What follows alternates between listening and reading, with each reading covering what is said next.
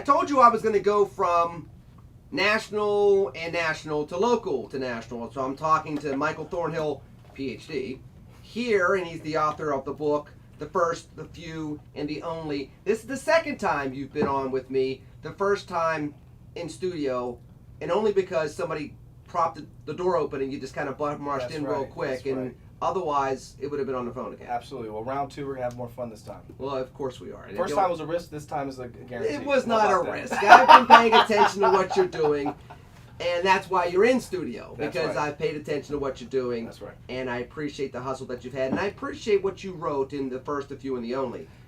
But the first question I want to ask you is this. Uh-oh. When did you start writing this book? I started writing this book 8 years ago.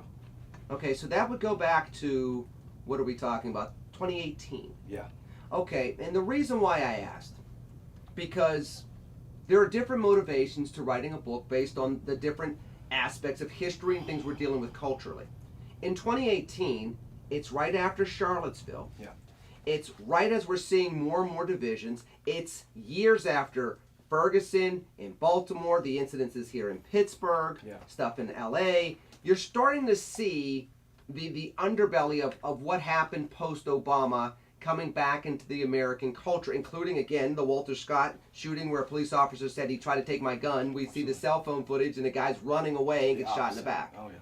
So in the shadows of that, you start writing this book.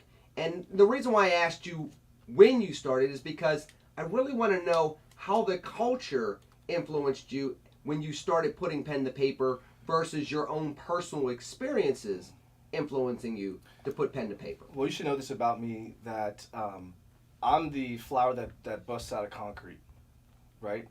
I believe in carving hope out of hopelessness. And so for me, I have to frame the hopelessness more clearly so you can understand the why and what came out of it. While watching all this stuff happen, let me admit, I still hadn't gotten over Philando Castile and Alton Sterling. Yeah. And so for me, I didn't get over not just their deaths and watching it. I didn't get over going to my workplace and it being business as usual for all the white friends I couldn't keep. And I'm weeping in my office. I'm afraid for my newborn son's life.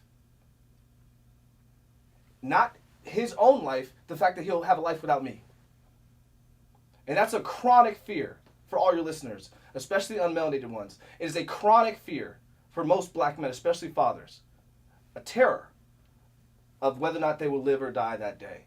Now let's talk about that for a second. But let me just say this one more thing. Go ahead. Because what framed that was I looked ahead at the future in the U.S. and I said to myself, I don't think things are going to change. And I'm not talking about the cops.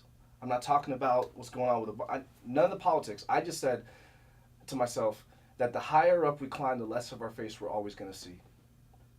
Because what came out of that, right? All these reforms and all these conversations and certain black consultants and some white female ones getting to go into these spaces to have conversations, but nothing's changed. But what's ironic of that, right? So Michael, you bring up a point where we hit that point with George Floyd, where there was a